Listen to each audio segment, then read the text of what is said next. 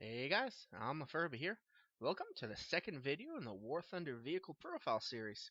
Today, we're taking a look at the Tier 1 Battle Rating 1.7 BR.20 bomber. So, without further ado, let's learn a little about this new plane in War Thunder.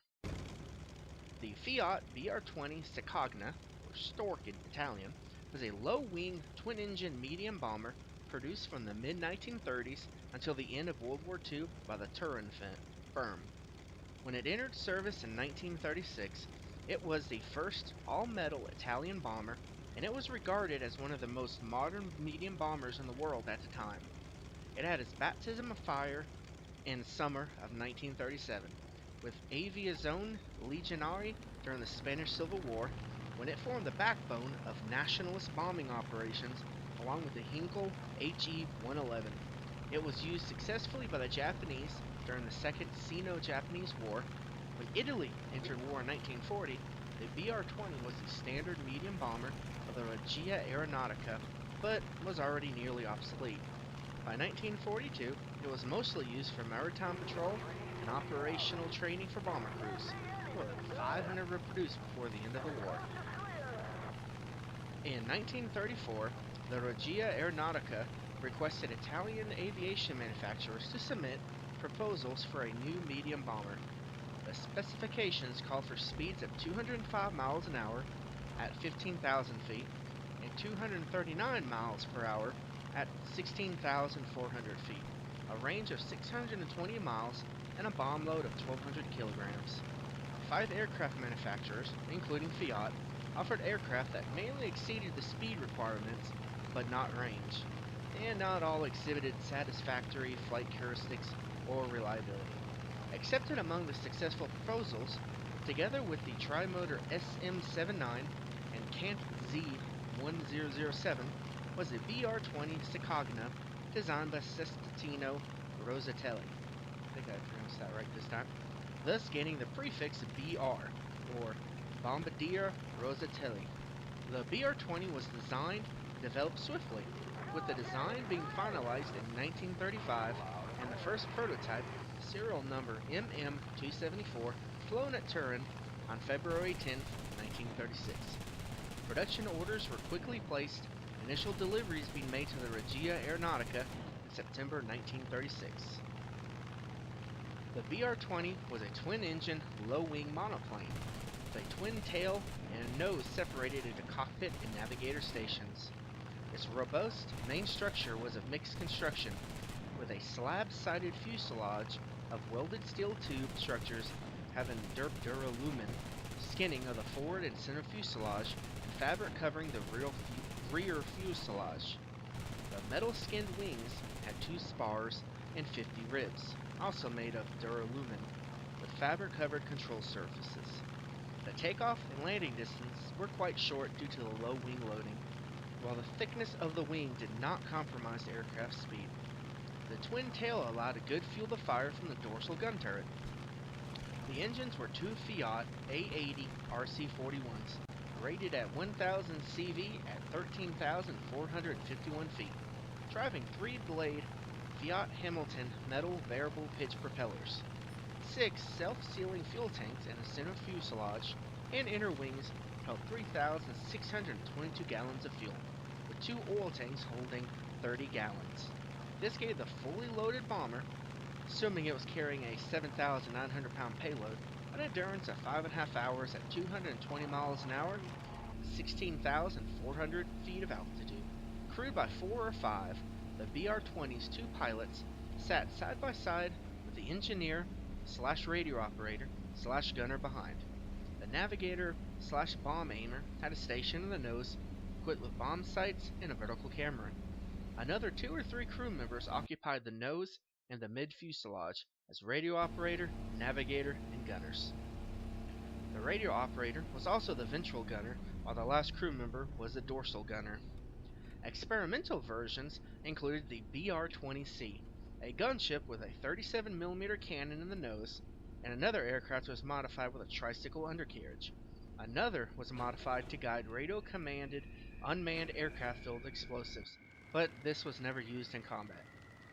Including those sold to Japan, At least 233 standard BR-20s were made, along with 264 to 279 BR-20Ms being built from February 1940, when, at the end of 1936, the 13th Stormo Bombardamento Terrestre was equipped with the Cygnus. It was probably the most modern bombing unit in the world. Shortly after entering service with the Regia Aeronautica, the aircraft became central to the propaganda campaign showing off Italian engineering. But the main task of the BR-20 was medium-range bombing. It had many features that were very advanced for its time. The maximum speed over 250 miles an hour and a high cruise speed of around 200 miles an hour. It was as fast as aircraft like the SB light bombers. The range and payload were also very good. In July 1937, when Japan entered into full-scale war with China, which was the Second Sino-Japanese War, the Japanese Army Air Force found itself short of modern long-range bombers, pending delivery of the Mitsubishi Ki-21, which was undergoing prototype trials, and so required an interim purchase of aircraft from abroad. Italy was willing to give priority to any Japanese orders over its own requirements, and offered the Caproni CA-135 and the BR-20. While the Caproni did not meet the Japanese requirements, the BR-20 closely matched this specification, and so an initial order was placed in late 1937 for 72 BR-20s, soon followed by an order for a further 10 aircraft. Deliveries to Manchuria commenced on February 1938, with the BR-20, designated the I-Type, replacing the obsolete Mitsubishi Ki-1, equipping two other bomber groups, the 12th and 98th Sente, which were heavily deployed on long-range bombing missions against Chinese cities and supply centers during the winter of 1938 through 1939.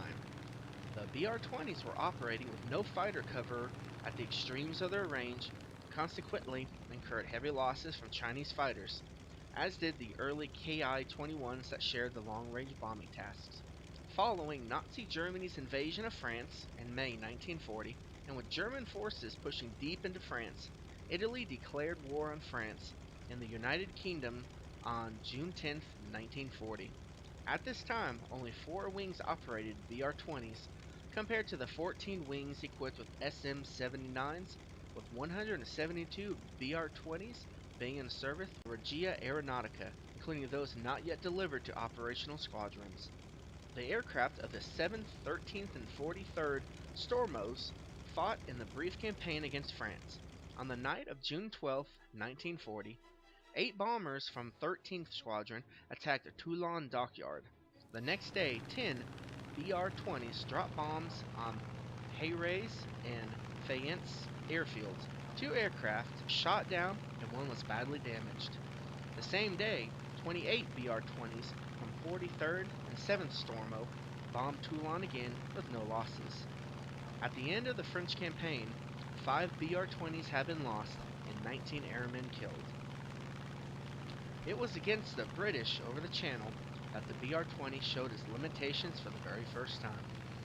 On September 10, 1940, the Corpo Aereo Italiano was formed, the 13th and 43rd Stormy equipped with 80 brand new BR-20Ms to fight in the Battle of Britain. During the ferry operations from Italy to the bases in Belgium, 5 aircraft crash-landed because of technical failures, and a further 17 were forced to land en route due to poor visibility. On the night of October 24th, the 13th and 43rd took off for their first bombing missions over Harwich, with 8 BR-20s each. 1 plane crashed on takeoff because of engine failure, while 2 more got lost on their return, failing to find their airfield and the crews bailed out. On October 29th, 15 aircraft of 43rd Stormo bombed Ramsgate in daylight with no loss. In a famous battle on November 11, a formation of 10 BR-20s from 43rd Stormo, escorted by Fiat CR-42 biplane fighters, but not by the Fiat G50s, on a daylight raid on Harwich, was intercepted by Royal Air Force Hurricanes. Despite the escort, 3 bombers were downed, together with 3 CR-42s, and 3 more damaged, with no loss to the Hurricanes. Several BR-20s were sent to the Soviet Union in August 1942 to perform long-range reconnaissance and bombing sorties in support of CSIR, Italian Army on Eastern Front. On August 3, 1941, two BR-20s arrived in Ukraine and were assigned to 38A Squadrilla Assertiv- I'm not going to try, Reconnaissance Squadron of the 71st Grupo. 3 days later, they had their baptism of fire, bombing enemy troops at Wark Mamor along Don River. More BR-20s arrived on September 5th from the 43rd Stormo. Three of them were assigned to 116A Squadrilla. On October 5th, three MiG-1s and a Yak-1 attacked the BR-20 flown by Capitano Emilio D'Amelii. The Fiat crew claimed two Soviet fighters, and the bomber managed to land back at airfield. This place. But the pilot was wounded. The BR-20s were withdrawn from Eastern Front in spring 1943. At first to Odessa, and subsequently to Italy, April 13th. At the time of the September 1943 armistice between Italy and the Allies, 63 BR-20s were operational with frontline operation units, mainly being used on anti-partisan operations, although most aircraft had been neglected to the training role. During the final years of the war, some surviving aircraft remained in use as trainers and transports. A small number were used by the RSI after the armistice, with only one retained by the Italian co-belligerent Air Force, which used it for communications duty. The last BR-20 was retired on June 7, 1946, and none survive to this day. The BR-20 was a good overall design, but it soon became obsolete, and the lack of improved versions condemned it to be only a second-line machine, underpowered and lacking in defensive firepower. The aircraft was fitted with a Breda Model H nose turret, carrying a single 7.7mm Breda Safat machine gun, and was initially fitted with a Breda DR dorsal turret, carrying one or two 7.7mm machine guns. This turret was unusual because it was retractable. The gunner's view was from a small cupola, and in case of danger, he could extend the turret. The aircraft was fitted with a further 7mm machine gun and a ventral clamshell hatch that could be opened when required. The BR-20's payload was carried entirely in the bomb bay. All the bombs were loaded and released horizontally, improving the accuracy of the launch. No torpedoes were used. Alright guys, well there's a brief little history on the BR-20. Let's jump into a match or two. And I didn't actually record any live commentary, so this is all going to be after the fact. But I'll give you a kind of a review of the airplane, how I think it works. Personally, I think it's a really good bomber, especially for a 1.7 rank. But I won't keep you guys waiting. Let's jump into this match, and I'll give you a little commentary on it. Alright guys, this is actually a replay of a match. I've recorded in total probably about 5 matches, and the best match that I got for the footage, of course, was the match that I didn't record. So I do apologize if that's annoying, but yeah, here we are in a match. I really do like this plane. It really excels for a bomber, especially these low tiers. Right now I'm flying with 12 100 kilogram bombs. Yeah, I ain't really not much to say. Like it said earlier, it's got two 7.7 millimeters on a turret up top, and it's got a single 7.7 underneath of it, and it's got a 7.7 in the nose. To me, it kind of feels like the SB-100, or I guess like SB Russian bombers, where if you can get a good lead on it, you can shoot other planes, you know, from the front. It doesn't have any fixed armament, so you know you can't push your mouse button down and shoot nothing. But defense, it takes a beating too, which you'll see later in this game. Reload time is, eh. It could also, I guess, probably because my crew level is pretty low, since this is a new tech tree.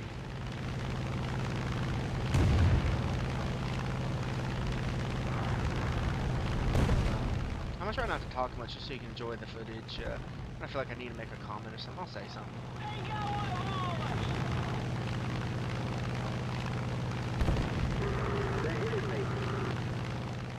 One thing that I do find odd is the dorsal turret. It doesn't feel right.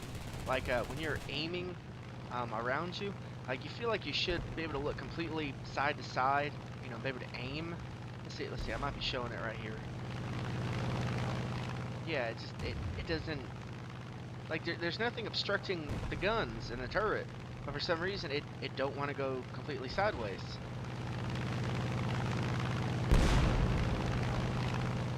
Unless you, like, if you start from the front of the plane, then start turning, it'll go. But if you're first start, you know, aiming from the rear of the plane, and you start turning to the left or the right, it don't want to turn. You have to start from the front, and then you can turn back and defend your sides. I don't know, I just find that kind of weird. I don't know if it's a glitch or something, or that's just how it was. But, yeah, we're about to make our second run here. Take out a few more ground targets. We did really good in this match. I think I ended up taking out close to 20 ground targets. And most of the time, I wasn't even in the bombardier view. I was just freehanding it, I guess you can call it. I'm trying to see if I get a picture of the actual explosions. Ah, there is one.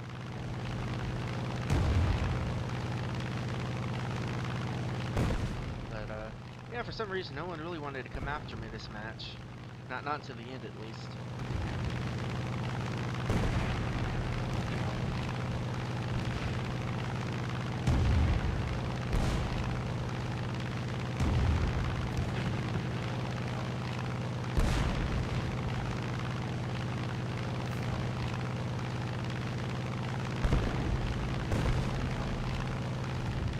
One thing I will comment on it is, it's very, very slow to turn.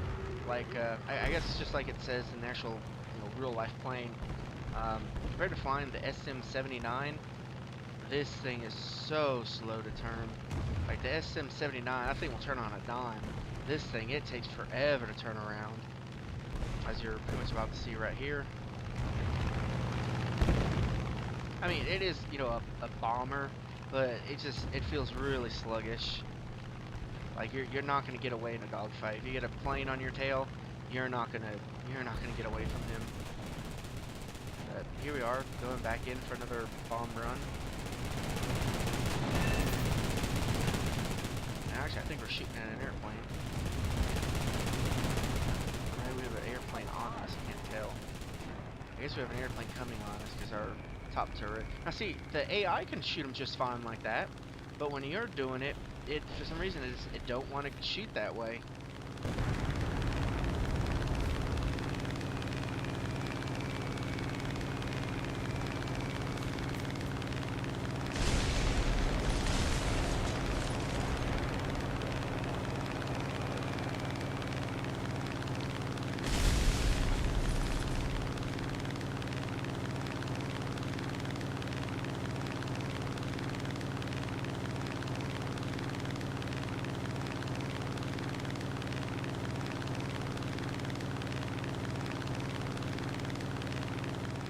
And just like some of the other Italian planes, I don't know what that little propeller thing is there on the side.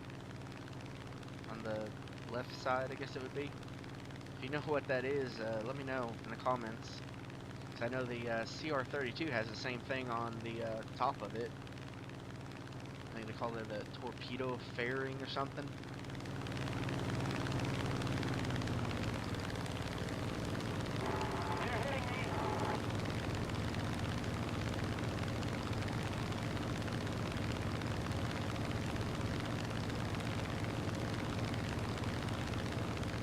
I wish they would have an upgraded version of this where it had the 12.7mm turret on the top.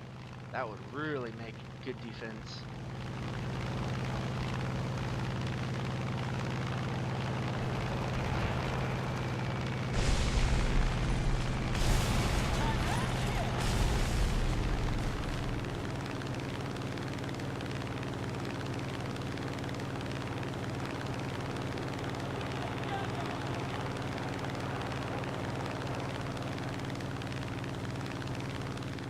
now we're moving towards the end of this match, and this is when all hell breaks loose. We're about to get swarmed by quite a few enemy airplanes.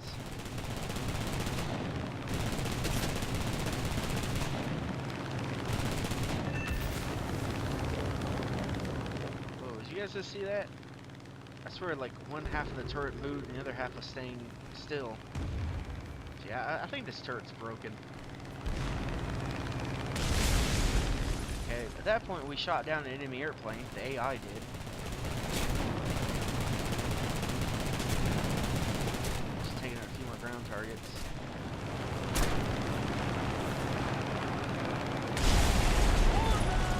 And as you can see in our damage indicator down at the bottom, we're taking a pounding, but we're still going. One thing I like about this plane is that it can take a beating.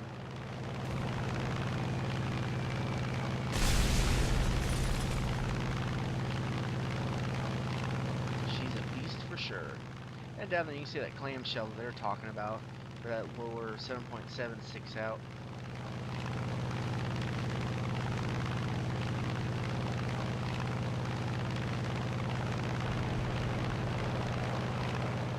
At this point, it was really anyone's game, but we turned the tides here at the last minute.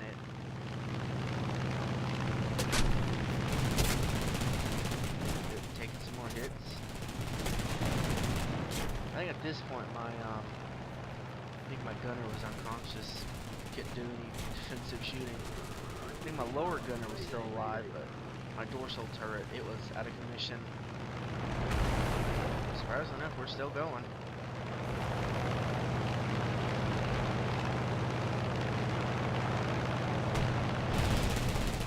I think we'll pretty much wrap it up here. Hope you guys have enjoyed this video. I'm still trying to get the whole, layout set up for these videos. If you have any comments, any suggestions, feel free to leave them in the comments. If you like the video, throw me a like. I believe our next episode we will be doing the reserve plane, is it TA-85, something like that. That will be my next video. I plan on doing it at least to see how many views this one gets. But yeah, hope I haven't bored you guys too much. Until next time, this has been I'm a Furby, and I will see you guys in the skies.